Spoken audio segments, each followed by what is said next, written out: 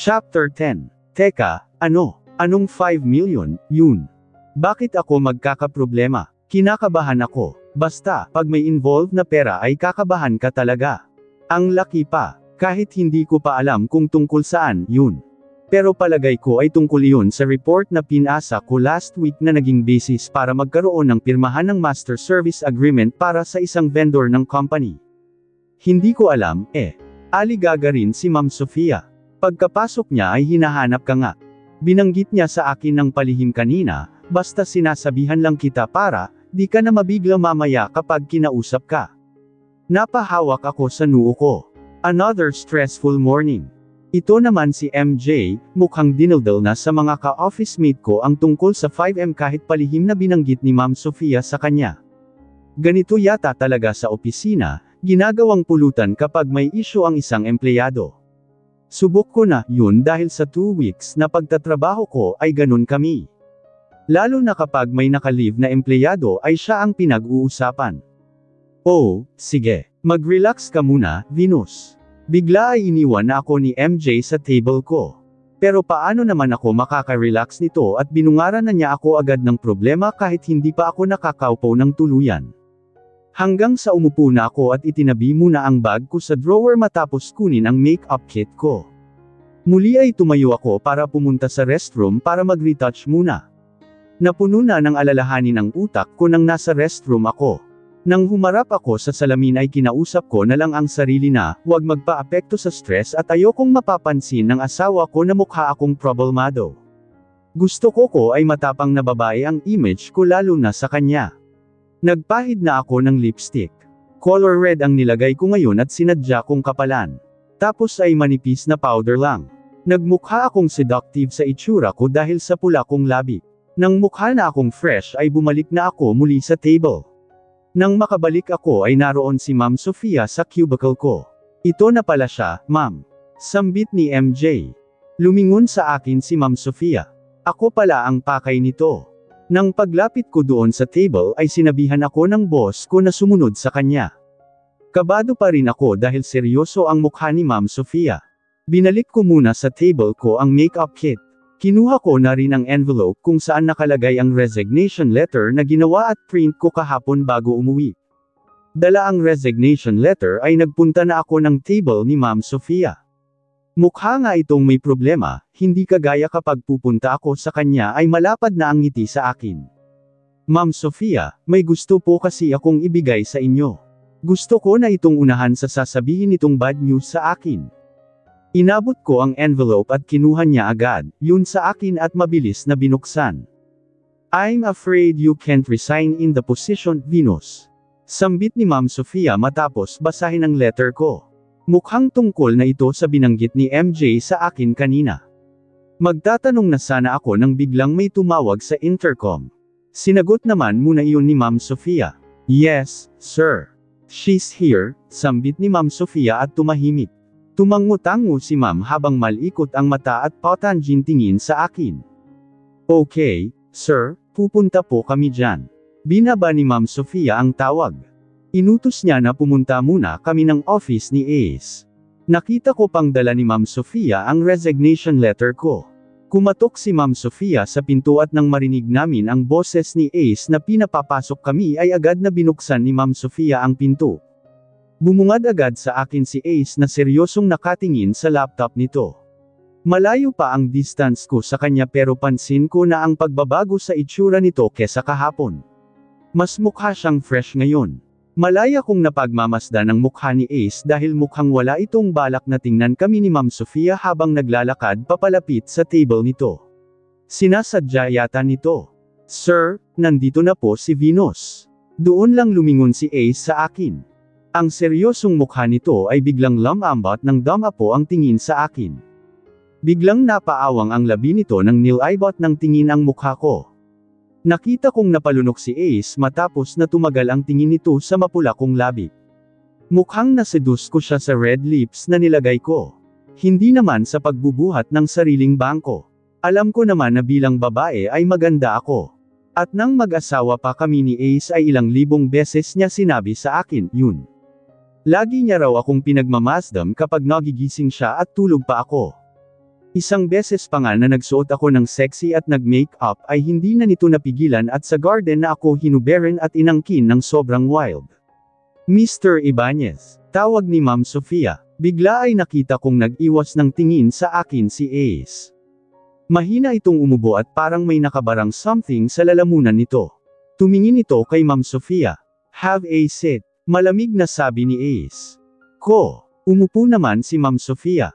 Pati ako ay umupo sa katapat na silya sa tapat ng manager. Have you told her about the 5 million loss because of the report she submitted last week? Seryosong tanong ni Ace kay Ma'am Sofia. Nandito naman ako sa loob at hindi ko alam kung bakit ayaw na lang nitong diretsuhin ng tanong sa akin. Sir, magre-resign na daw po si Venus. Tumawa lang ng pagak si Ace. Well, alam naman kasi nito kaya hindi na nasorpresa. Tell her na hindi siya pwedeng mag-resign na hindi pinananagutan ang obligation niya sa company. Mariing wika ni Ace na doon pa rin kay Ma'am Sofia ang tingin. Excuse me, Mr. Ibanez. Agaw atensyon ko sa lalaki na pinagmumuka pa akong tanga. Naririnig ko naman. As far as I know, wala akong obligation sa company. Malaya akong makaka-resign. Doon muli tumingin sa akin si Ace. Simpleng pinasadahan niya ang mukha ko bago muling tinaliman ako ng tingin. There is, M.S. Sebastian. At hindi ka pwedeng umalis nang hindi nababayaran ang pagkalugi ng 5 milyon dahil sa malimong report. Kumunat ang noo ko. If that pertains to the report na naging basis sa pagpirma ng isang kontrata, bakit ako mananagot? I have a superior. Mr. Corrales also signed in the MSA. Why nobody audited the report? Bakit ngayon? Ayoko ng maraming tanong, M.S. Sebastian. Hindi ka namin pwedeng i-clear sa kumpanya. You need to settle your obligation. No need to worry, hindi naman na buong 5 million ang babayaran mo. Lahat ng taong involved sa kontrata na leon ay magbabayad. The audit department will do the computation. This issue will remain confidential. For now, go back to your working area and do your job. Maautoridad na utos ni Ace na ikinagalit ko. No way. Hindi ako papayag na matali sa kumpanya na ito. Maraming tanong. Pang-uuyam ko. Karapatan ko bilang empleyado na magtanong lalo na kung naaagrabyado ako. I need to resign whether you like it or not. Panipik.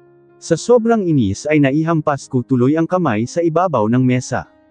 Mukhang nagulat si Ma'am Sofia sa ginawa ko. Nabigla rin ako sa mga sinabi ko. Venus. Ma'am Sofia, I'm sorry, bigla ko tuloy sinabi. Nakakahiya at baka isipin nito na bastos ako sa mga taong nakatatanda sa akin. Pero, yung reaksyon ko kasi ay hindi bilang empleyado, bilang ex-wife na galit sa ex-husband na nanggigipit. Fine. Sambit ni Ace na diretso ang tingin sa akin at matapos ay binaling ang tingin kay Ma'am Sofia. Sofia, let Venus resign. But make sure na magbabayad siya at least 1 million this week. Kung hindi ay ipapakulong ko siya. Nakangisi na sambit ni Ace. Bumalik ako ng table ko na halos manginig sa galit. Obvious na obvious ang panggigipit ng ex-husband ko. Pakiramdam ko ay nagre-revenge ito sa akin ngayon sa akal ang panloloko ko. Akala ko ba ay ayaw na niya akong makita habang buhay. Ngayon na narito ako ay ayaw niya akong mag-resign. Venus, okay ka lang.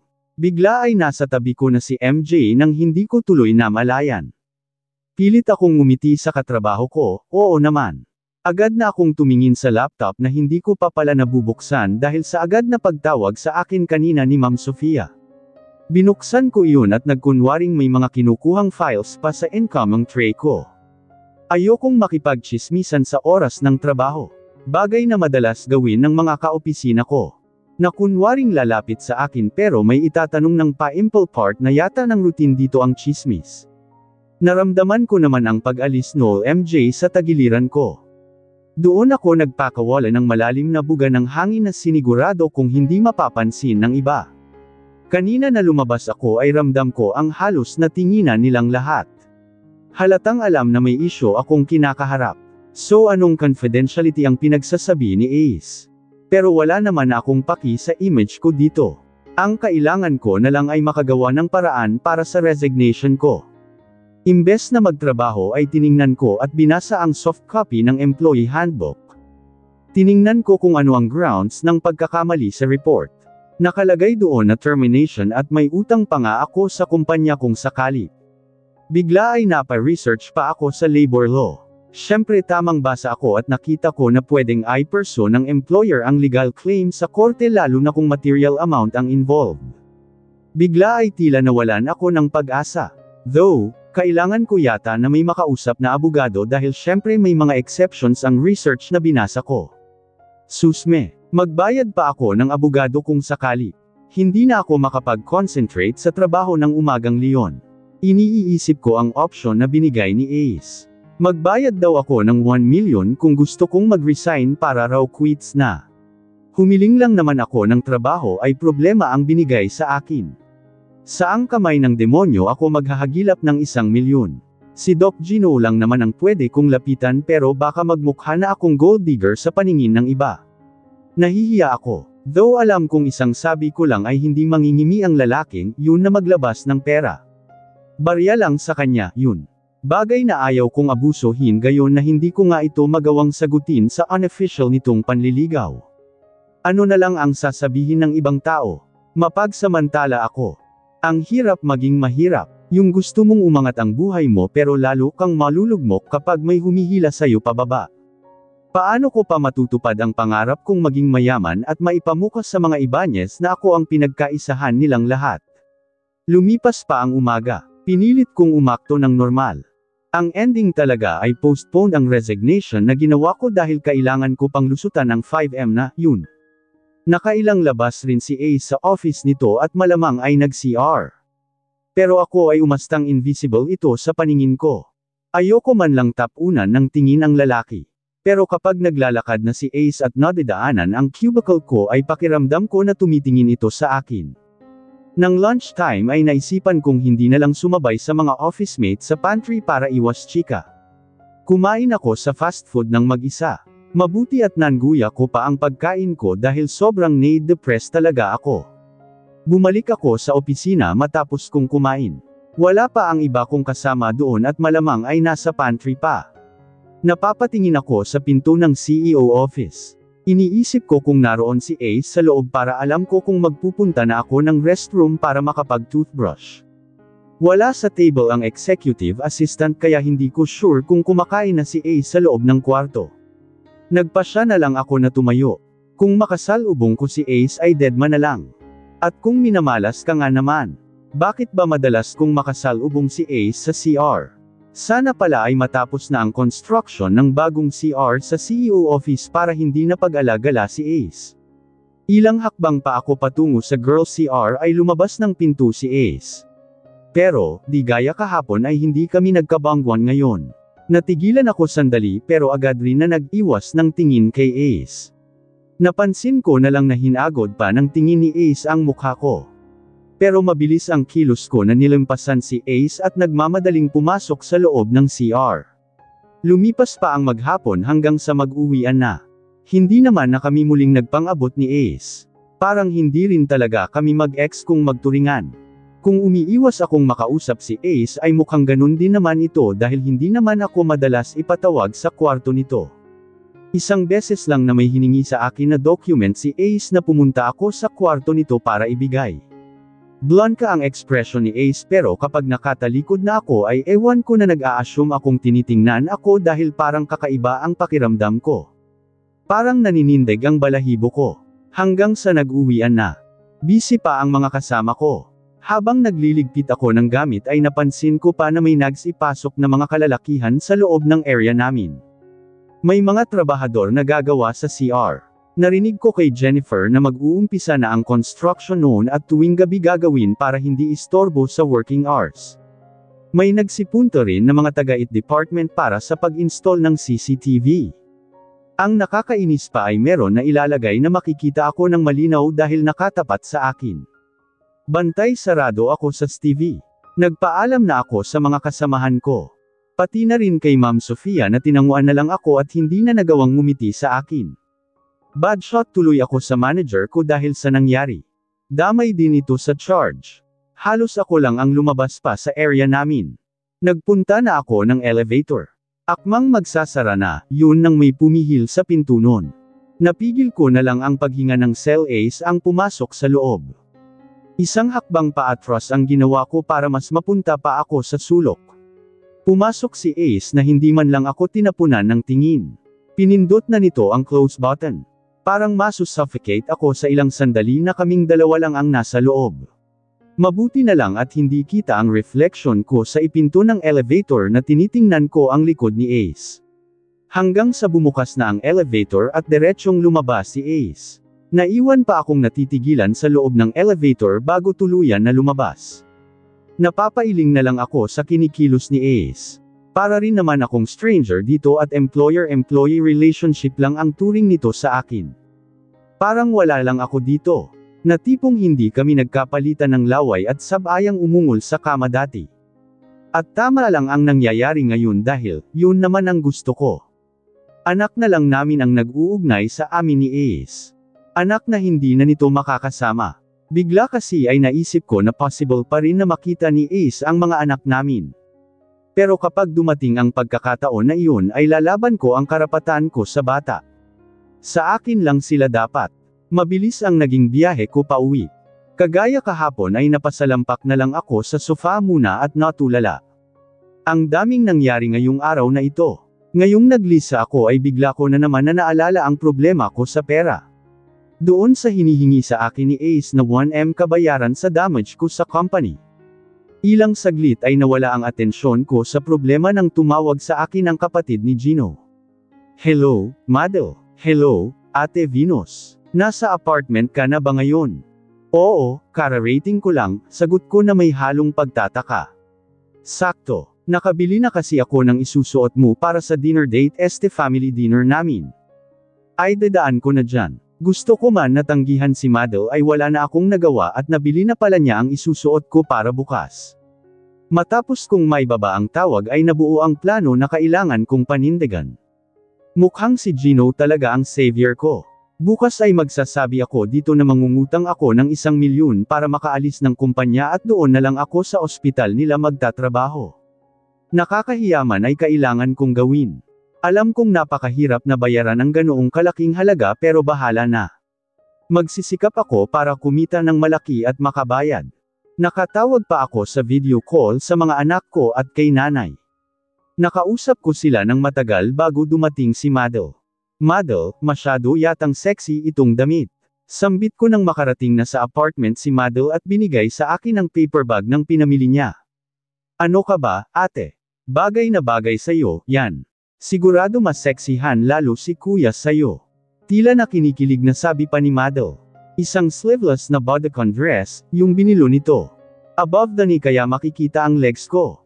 Hindi ko pa nasusukat pero obvious na sobrang fit sa akin noon kaya kitang-kita ang hubog ng katawan ko.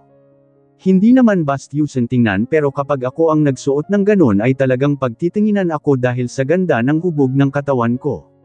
Wala na akong nagawa kundi kunin ang mga pinamili sa akin ni Madel. Wala rin naman akong gamit dito na pang-attend sa family dinner na, yun. Hindi lang damit ang binili ni Madel. Meron din na clutch bag at makeup. Sobrang trip talaga ni Madel na magpaganda ako para sa kuya nito at halatang gusto kaming magkatuluyan. Napapailing na lang ako. Ayoko na sirain ang mood nito kaya tanggap lang ako ng tanggap. Baka kasi magtampo ito sa akin kapag tinanggihan ko.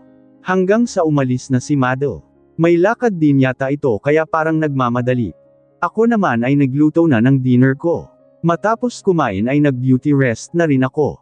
Nag-apply ako ng mask sa mukha para fresh ako bukas sa lakad namin ni Gino. Ngayon pa lang ay kinakabahan na ako kapag magsasabi na ako kay Gino ng mga pabor na hihingin ko. Maaga akong nagising kinabukasan. Kumilos na agad ako para sa pagpasok kahit nakakaramdam ako ng catamaran dahil sa problemang kinakaharap. 30 minutes before office hours ay nakarating na ako sa opisina. Ilan pa lang ang empleyado na naroon. Napapaisip ako kung nasa loob na ba si Ace. Hindi ko alam kung anong oras ito pumapasok. Nagkaroon pa ako ng time na magpahid ng lotion sa braso at legs bago magtrabaho. Hanggang sa magsidatingan na isa-isa ang mga kasamahan ko. Oh guys, ingat tayo simula ngayon, bawal na magkumpulan sa oras ng trabaho dahil nakakabit na ang mga Stevie. Narinig ko naman na sabi ni Jennifer. Napatingin tuloy ako dahil meron nga CCTV na nakatutok sa akin. Todo lotion pa naman ako ng legs ko at inangat ko pa ang laylayan ng skirt ko. Siguro naman ay walang access si Tanda sa TV na yan. Tsaka baka wala pa siya sa loob ng office nito. Pero nagulat na lang ako nang napansin ko na lumabas si Ace mula sa CEO room.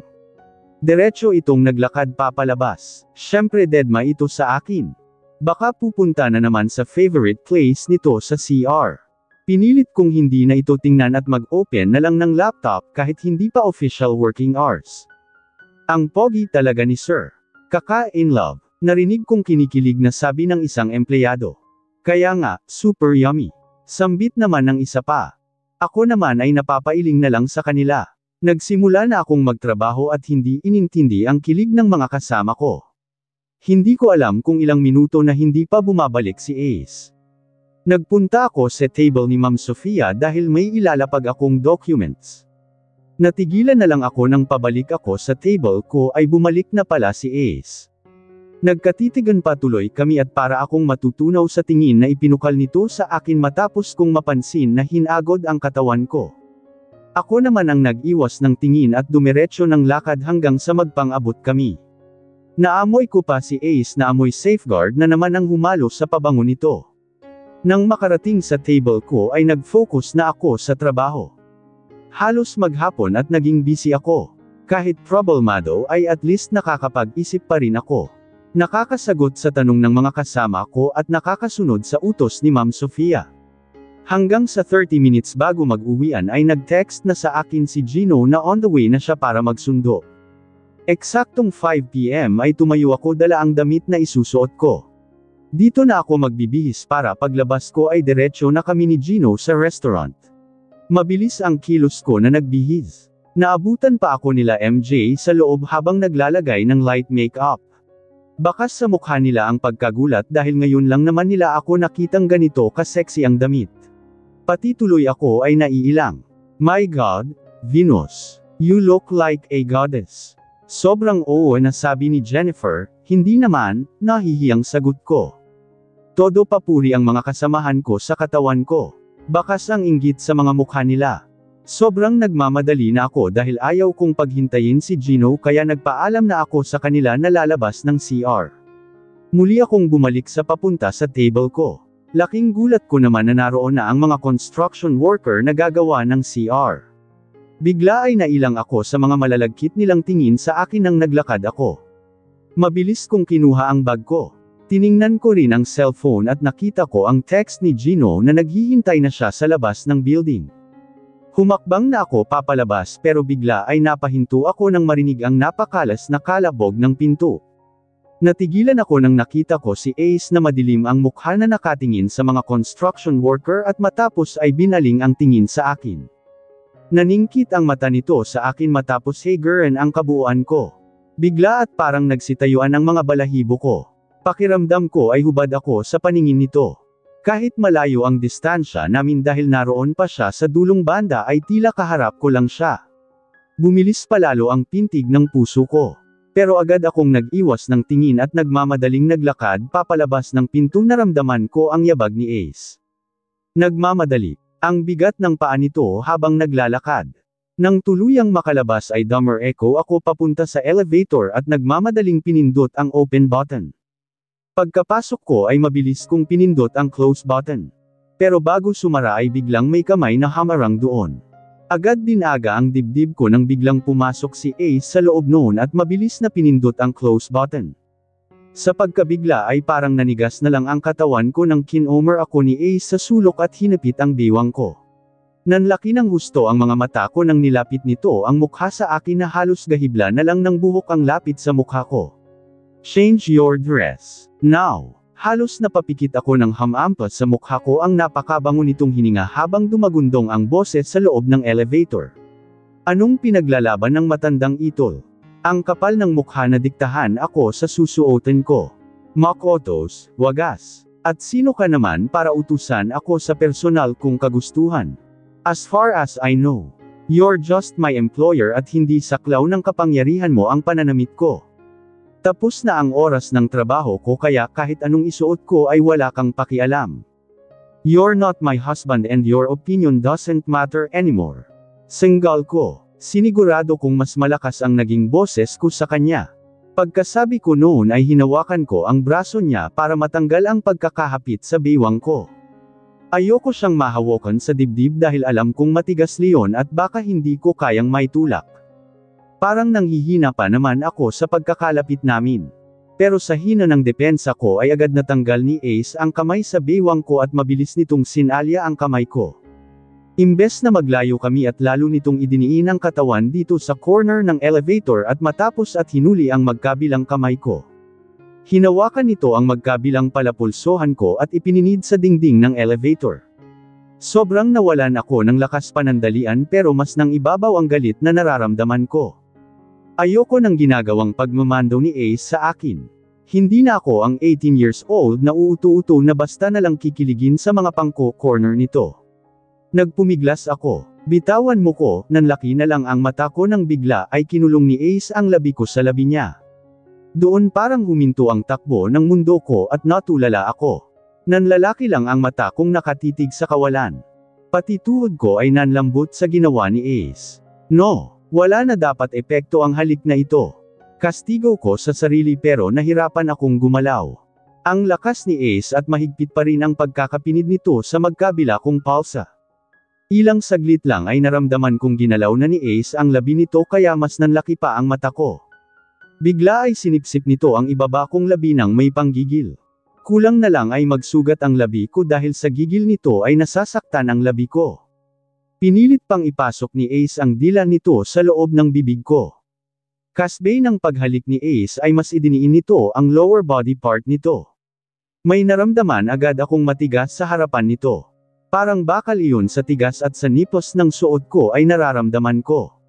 Naramdaman ko kung gaano kasabik si Ace sa labi ko na nilaplap nito. Pinilit kong hindi tumugon. Sobrang nasarapan na yata si Ace dahil umuungol na ito sa loob ng bibig ko. Masarap ang laway ni Ace. Sa sobrang tagal kong hindi naranasan ang ganitong halik ay muling nagbalik sa akin kung gaano ito kasarap humalik. Pero sobrang clear ng utak ko na ayokong bumigay kay Ace kaya nang nadala na si Ace sa ginagawa nito at lumuluwag na ang hawak sa kamay ko ay mabilis ko siyang nahawakan sa dibdib at itinulak. Bago pa siya nakareact ay malakas kong pinadapo ang palad ko sa pisngi niya at sinampal. Alam kong hindi buong puwersa pa ang naibigay ko dahil nanginginig pa ang mga kalamnan ko sa katatapos naming halikan pero at least nasample ko siya. Pinakita ko ang galit sa mukha ko at nagawa kong maka-all sa pagkakakomer sa akin ni Ace at mabilis na pinindot ang open button ng elevator. Muli kong hinarap si Ace at nakita ko ang disappointment sa mukha nito. Don't you dare kiss me again, Mr. Ibanez kung ayaw mong kasuhan kita ng harassment. Ang kapal ng mukha mong manghalik sa empleyado mo. Sakto na bumukas na ang pinto ng elevator at mabilis akong lumabas. Hindi ko naramdaman na may humabol sa akin. Gumamit ako ng hagdan at puno ng pagmamadali ang kilos na bumaba. Nang mapagod ako ay huminto muna ako dahil hindi na talaga ako hinabol ni Ace. Alam ko naman na malamang ay naglingat rin ito na mapansin ang ibang katrabaho namin lalo na hindi pa nagsisiuwian lahat ng ibang empleyado. Hinihingal akong napaupo muna sa isang baitang ng hagdan pinakalma ko ang sarili. Wala sa sarili ay napahawak ako sa labi ko. Bakit pakiramdam ko parang naiwan doon ang labi ni Ace? Ramdam na ramdam ko pa ang halik na ginawa niya sa akin. Pero sinuwi ko ang sarili dahil aminin ko man o hindi. Bigla ay nakaramdam ako ng pag-iinit ng katawan.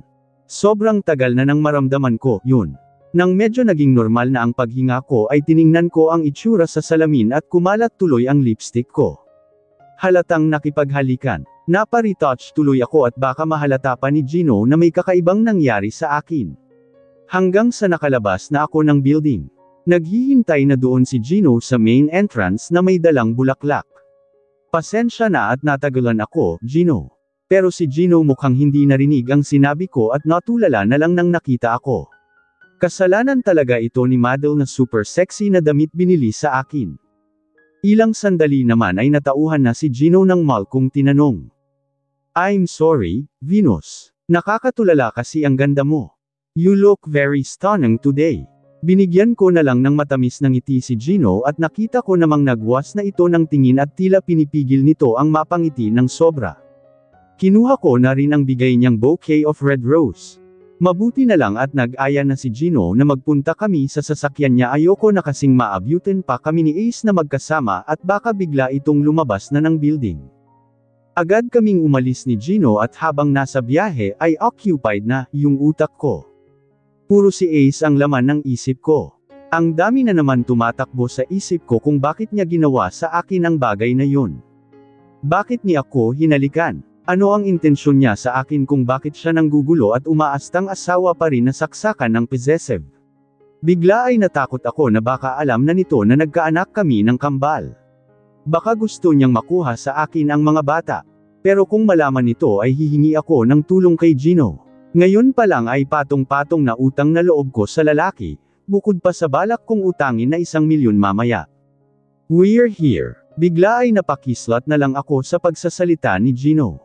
Nang tumingin ako sa driver's seat ay nakatingin sa akin ang lalaki. Are you okay? Tanong ni Gino. 0-0 naman. Kanina pa kasi malalim ang iniisip mo. Nahihiya kasi ako kay tita. Wala man lang akong dalang something para sa kanya.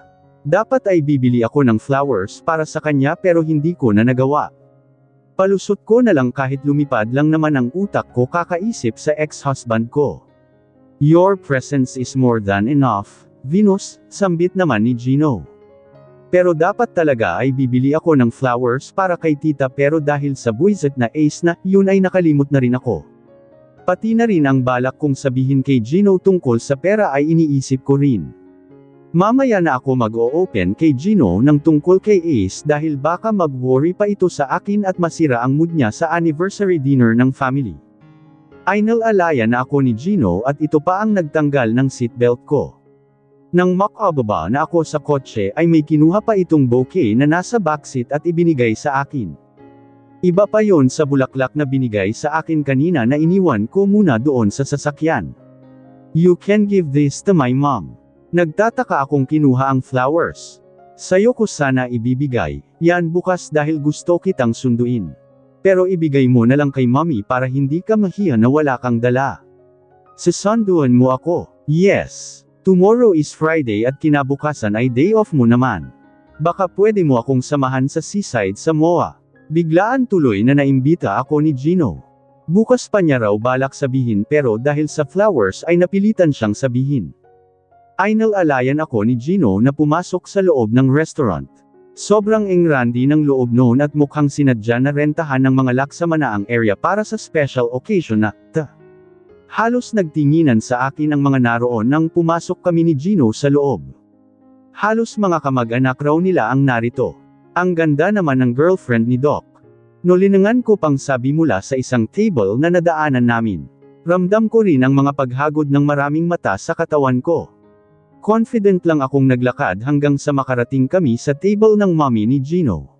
Sobrang ganda ni tita kahit may edad na ito. Sa kanya naman ni Gino ang features na sobrang gwapo naman. Hiha, thank you for coming. Masayang bati sa akin ng ginang na tumayo pa para ay beso ako. Gumanti naman ako ng yakap sa mommy ni Gino. Binigay ko rin ang bouquet of flowers dito at agad naman itong napangiti at nagpasalamat. Ilang beses ko pa lang siya na-meet at masasabi kong mabait naman ang ginang sa akin. Pinaupo na ako ni Gino at doon pa talaga sa tabi ng mommy nito kaya na-conscious ako. Katabi ko si Gino at si Madel naman na hindi pa dumadating ay uupo sa kabilang gilid ni tita. Nasa harapan namin ang ibang kamag-anak nito na binigyan ko ng ngiti. Hindi pa na-serve ang pagkain at sakto ang dating namin, sobrang ganda mo, Venus. Kaya lalong nai-inlove sa'yo ang anak ko. Sambit ni tita matapos ng ilang saglit habang nakaupo na kami. Mom! Biglang singit ni Gino na nasa tabi ko naman at naririnig ang usapan namin ni tita. Ngumisi lang si tita sa anak niya. Ako naman ay ramdam ko ang pag-init ng mukha. Ilang saglit ay biglang dumating si Madel at tuwang-tuwa ito na nakita ako. Atel, tumayo ka, please. Bakas ang excitement sa boses ni Madel. Wala na akong nagawa nang hinawakan niya ako sa kamay at pinilit na patayuin. Pinaikot niya pa ako para makita ang kabuuan ko. Wow, sobrang sexy mo.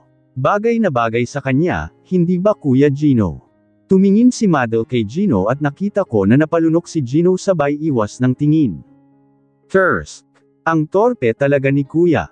Mahinang sabi ni Madel pero narinig ko pa rin. Ilang sandali ay pinaupo na ako ni Madel. Nali lang natuloy ako kay Gino sa dami ng nanunukso sa amin. Bigla ay nagdadalawang isip tuloy ako kung itutuloy ko ngayong gabi ang pagsasabi na manghihiram ako ng 1,000,000. Ilang sandali naman ay dumating na ang pagkain. Todo asikaso si Gino sa paglalagay ng pagkain sa plato ko. Halos hindi na ito kumain at puro na lang ako ang inintindi. Matapos kumain ay pansamantala muna akong iniwan ni Gino at nagpunta sa ibang table para may kausapin na kamag-anak. Nga mabuti na lang at makwento si tita at hindi naman ako pinabayaan na ma-out of place. Hanggang si Gino na ang naging topic namin. Napakwento si tita tungkol sa naging ex ng anak niya at doon naman ako biglang na-tense dahil hindi pala type ni tita ang ex nito na painrohan lang ang anak. That's why I like you, Venus. Marunong kang magsikap sa buhay. Hindi mo sinasamantala ang anak ko. Hindi kagaya ng ex niya na painrohan lang siya. Salamat po, tita. Napakabait po ng anak niyo pero hindi ko pa don't pressure yourself, Venus. Putol ni tita sa sasabihin ko sana. Talagang excited lang talaga kami ni Madel na magkaroon ng girlfriend si Gino. Gusto lang namin na maging mas makulay ang buhay niya. Pero kung hindi ka pa handang sagutin siya ay alam kong maghihintay ang anak ko. Marami ay pang naikwento ang mommy ni Gino. Masaya ako kasi alam kong tanggap nila ako if ever na maging kami. Kahit na mahirap lang at may anak na ako, hindi nila tiningnan ang status ko. So considered na talagang nililigawan ako ni Gino dahil mukhang ang pamilya nito ay, yun din ang alam. Nakakahanga lang na pinagtapos muna ako ni Gino baka tuluyang pumorma sa akin. Hindi ako nito binigyan ng sa pag-aaral, distraction. Yun nga lang, sa narinig kong kwento ni tita tungkol sa ex ni Gino ay bigla nang nabahag ang buntot ko na magsabi kay Gino na uutang ako ng 1,000,000. Pakiramdam ko ay kapag nalaman ni tita ay malamang naisipin na magpagsamantala rin ako. Lahat ng tulong ng mga laksemana sa akin ay hindi ko hiningi, kahit na pinagpilitan pa nila sa akin dala na rin ng awa. Ayokong masira ang image ko sa mga taong tumulong sa akin. Hanggang sa natapos na ang dinner. Hinatid ako ni Gino hanggang sa apartment. Maraming salamat, Gino, pilit ang ngiti na sabi ko. Wala na. Hindi ko na nasabi ang mga gusto kong sabihin tungkol sa mga pabor na hihilingin ko. Don't forget our date tomorrow, Venus, muling remind sa akin ni Gino bago tuluyan na magpaalam sa akin. Tipid akong ngumiti. Date, na rin ang word na ginamit ni Gino. Mukhang totohanan na talaga ang nangyayari na exclusively dating na kami. Malungkot kong sinarado ang pinto matapos makaalis ni Gino. Napahawak na lang ako sa noo ko. So, ang ending, hindi ko maibibigay ang 1,000,000 na sinabi ni Ace kapalit ng resignation ko. Hirap akong nakatulog ng gabing iyon na problemado dahil hindi na naman umayon sa akin ang pagkakataon. Kinabukasan ay pumasok ako sa opisina na late ng 30 minutes. Nagka-insomnia na ako kakaisip ng paraan kung paano malulusutan si Ace na hindi humihingi ng tulong kay Gino. Ang hirap talaga dalawin ng antok kapag maraming iniisip. Oh, first time mo ma-late, Venus. Pero ang ganda ng outfit mo today, parang may date uli. Agad na bungad sa akin ni MJ. Wash day ngayon kaya hindi ako naka-uniform. Nakasuot ako ng ni-length dress na kulay pink. Hindi sobrang hapit sa katawan ko pero makikita ang halma ng katawan ko. Lantad din ang upper chest ko pero, di naman masyadong kita ang cleavage ko, unless, ay yuyuko ako. Dalagang dalaga kapag titingnan ako. Nang nakakaraang Friday ay simpleng shirt at pantalon lang ang suot ko kaya nanibago siguro sina MJ sa itsura ko ngayon. Ito na ang sinuot ko para sa date namin ni Gino mamaya at hindi na ako magpapalit ng damit. Mag-retouch na lang ako later, medyo napagod ako sa lakad ko kagabi, palusot ko. Grabe, sobrang gwapo ng boyfriend mo. Bagay na bagay kayo. Tukso ni Jennifer. Ngumiti na lang ko sa kanila na nailing. Hindi ko pa siya boyfriend. Exclusively dating pa rin ang status namin. Grabe ka naman, Venus. Sobrang gwapo na noon ay pinapatagal mo pa. Muling sabi ni MJ. Ako naman ang naging tampulan ng tukso ngayon. May nakakita pala sa amin kahapon na isang taga-admin department. Napapaisip tuloy ako kung nakita kami ni Ace. Pero malamang na hindi dahil hindi naman yata ito umuwi pa kagabi. Guys, kayo talaga. Ang aga-aga at baka mahuli pa tayo sa Stevie na nag-uusap lang. Saway ko na lang. Wala naman si Ma'am Sofia sa table niya, at si Mr. Ibanez naman ay hindi pa dumadating.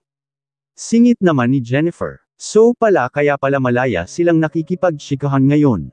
At himala na late din sell Ace ngayon. Ilang sandali ay nakarinig kami ng yabag at nagsitahimik na ang mga kasamhahan ko dahil dumating na si Ma'am Sofia. Agad itong lumapit sa akin nang nakita ako. Venus, nandyan ka na pala. Pumunta ka sa table ko at may pag-uusapan tayo. Kinabahan ako na tungkol iyon sa charge ko. Sumunod na lang ako agad kay Ma'am Sofia at nagpunta sa table nito. Pinaupo niya ako at seryoso ang hinarap. Tungkol doon sa gustong mangyari ni Mr. Ibanez na magbabayad ka ng 1 milyon. Ma'am, wala po akong ganun kalaking halaga. Hindi ko maiwasan na ipakita ang labis na lungkot sa mata ko. Bamantong hininga na lang si Ma'am Sofia at mukhang naaawa sa akin. I'm sorry, Venus. Pero kung magre-resign ka, baka I'd manda ka ni Mr. Ibanez. Pero kagaya ng pinag-usapan namin kahapon ay kung ipagpapatuloy mo ang trabaho mo dito sa company ay wala muna na ikakaltas sa'yo. Siya na lang daw ang bahala na bigyan ka ng extra na trabaho para mabayaran ang 1 milyon. Mahabang paliwanag ni Ma'am Sofia na kulang na lang ay ikataas ng kilay ko. Pabor sa akin na walang ikakaltas sa sahod ko. Pero ang dating sa akin ay naging personal na utang pa ang 1 milyon na yun. Extra job. Something's fishy. Bumalik na ako ng table ko na naiinis sa pangtatrap sa akin ni Ace. Sigurado akong tukanin niya yun at gusto niyang malipit ako sa sitwasyon para magstay dito at magantihan ako. Baka hanggang ngayon ay hindi pa nakaka-move on sa sakit na dinulot ko. Nagsimula na akong magtrabaho na lang. Ayoko na mawala sa focus at sumabit pa. Baka mamaya ay magdoble-doble ang problema ko. Ilang sandali ay nakarinig ako ng yabag. Kahit hindi ako lumingon ay alam ko kung kaninong lakad iyon. That's my evil ex-husband, tila nagsitayuan ang mga balahibo ko sa leeg. Pakiramdam ko ay nakatitig ito sa likod ko habang naglalakad. Hindi naman kasi mataas ang wall ng mga cubicle dito kaya kahit nakaupo ay nagkakasilipan kami. At kapag doon galing sa pinto ay makikita na agad ni Ace ang likod ko. Nagkunwari akong nagtatype sa laptop ko ng report pero sa gilid ng mata ko ay napansin ko na ang pagdaan ni Ace. Hanggang sa nalampasan ni Ace ang cubicle ko. Nang alam kong nakailang hakbang na ito ay doon ako nag-abalang lumingon sa lalaki. Nakasuot lang si Ace ng pantalon at polo shirt. Hinagod ko ng tingin ang katawan nito. Parang bumigat na naman ang paghinga ko sa ginawa ko nang makita ko ang balto nito.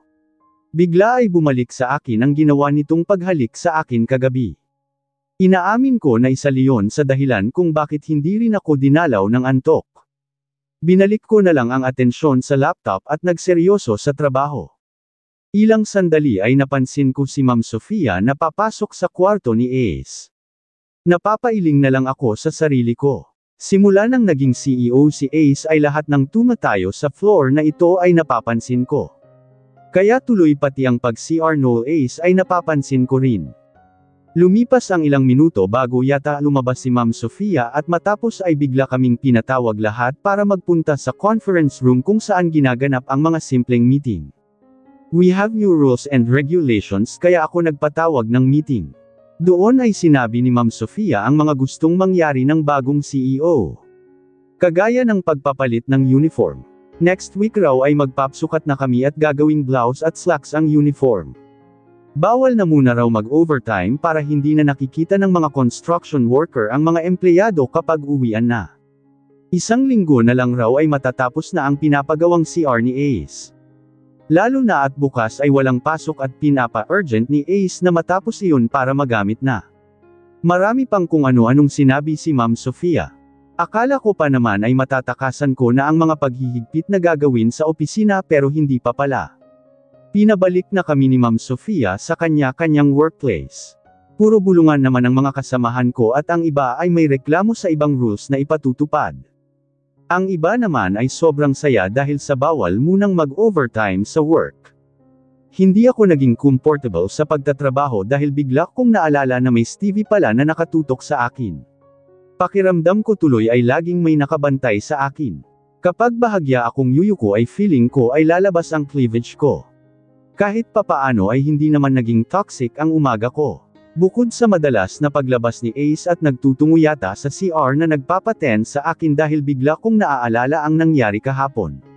Bago mag-lunch ay biglang lumapit naman sa akin si Ma'am Sofia. Bihis na bihis ka, Venus. May lakad ka ba? May date po Sel Venus sa future boyfriend niya, Ma'am Sofia. Bigla ay singit ni MJ na ikinapula ng mukha ko. Nagsipagtuksuhan ang mga kasama ko. Sobrang gwapo, Ma'am Sofia itsura pa lang parang ang bango-bango na. Singit naman ni Desiree. Sobrang bagay na bagay nga sila, Ma'am, Dagdag pa ni Jennifer. Mas lalo yata akong namula sa mga sinabi nila. Ay ganun ba, Venus? Ano ba ang pangalan ng manliligaw mo? Tsaka ilang taon na? Muling tanong ni Ma'am Sofia. Bigla naman akong nagtaka sa biglaang pagtatanong ng manager ko. Hindi naman kasi ito nagtatanong ng personal na bagay sa akin, lalo na sa love life ngayon lang. Gino po 29 years old na siya. Tumango-tango naman si Ma'am Sofia. Ilang saglit itong nakipagkulitan sa amin. Ganon talaga ang manager ko minsan at nilalapitan kami at nagtatanong-tanong tungkol sa trabaho at nakikipagbiruan. Pero ang ipinagtataka ko lang ay tungkol sa akin ang mga tanong nito ngayon. Umalis na si Ma'am Sofia sa area namin at kami naman ay nagtrabaho na muli. Napansin ko na pumasok si Ma'am Sofia sa kwarto ni Ace matapos ng ilang minuto na nakipag-usap sa amin. Dumating na ang lunch at tumayo na agad ako. Niyaya ako nila MJ na mag-lunch out sa fast food pero sinabi ko na sa karinderya lang ako. Matapos kong bumili ng pagkain ay tahimik lang akong kumain sa pantry. Ilan lang kami na naroon. Doon na lang din ako nagpalipas ng oras matapos kumain. Ilang minuto ay ginawa ko na ang routine ko na pag-toothbrush at konting retouch sa CR. Laking pasalamat ko dahil hindi ko man lang nakasalubong si Ace. Kaya minsan ay gusto ko na lang tiisin kahit naiihi ako dahil ayoko na magpang-abot kami ni Ace. Lumipas na ang maghapon na trabaho. Napansin ko ang maya-mayang paglabas ni Ace sa opisina niya.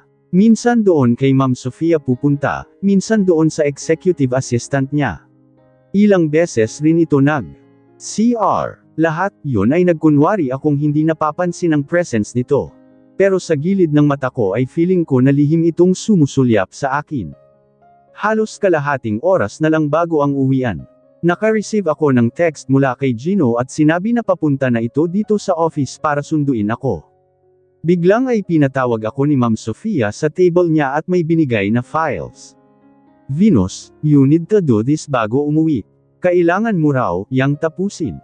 Utos ni Mr. Ibanez. Kinuha ko ang files na inaabot ni Ma'am Sofia at bigla akong na-stress dahil alam kong hindi lang 30 minutes ang kailangan ko bago matapos ang admin report na pinapagawa nito. Pero ma'am, hindi po ba nasa next week pa ang deadline nito? Yes. Pero kailangan raw makita ni Sir yan. You can talk to him. Kung pwede na bukas mo ipasa dahil may lakad ka nga pala. Pero kung hindi siya pumayag ay mag-overtime ka na lang. Doon ka na lang muna sa office niya mag-overtime time para hindi maabala. Seryosong sabi ni Ma'am Sofia. Napatanga ako sandali. Akala ko ba na bawal munang mag-overtime? My goodness. Kahit ayokong puntahan si Ace ay napilitan ako. Kumatok ako sa kwarto nito at nang marinig kong sinabi na pumasok ako ay padabog kong binuksan at sinara ang pinto. Diretso akong nagpunta hanggang sa tapat ng table ni Ace. Busy itong nakatingin sa laptop at ni hindi ako tinapunan ng tingin. Mr. Ibanez, tawag ko. Doon lang lumingon si Ace at nagulat ako sa itsura nito. Inliwas ko kasi namamasdan si Ace. Ngayon lang na malapitan ko siya nakita. May pagka-haggard kasi ito. Halatang kulang sa tulog. Baka naman nag-bar ito kahapon. Nag-inom o kaya naman ay nakipag ng 10 round sa ibang babae kaya mukhang naubusan ng legs. Pero mabilis kong sinantabi sa utak ko, yun. Wala nga pala akong paklalam sa kung ano ang gusto nitong gawin sa buhay. Hinagad ni Ace ng tingin ang kabuuan ko dahilan para biglang kakaibang kaba sa dibdib ang maramdaman ko. What do you need, Ms. Sebastian? Formal na sabi nito na binaling na ang tingin sa mata ko. May pinapagawa kang report sa akin. I'm sorry, sir. I'm afraid na hindi ko magagawa dahil may lakad ako. I have a date with my future boyfriend. Panipi.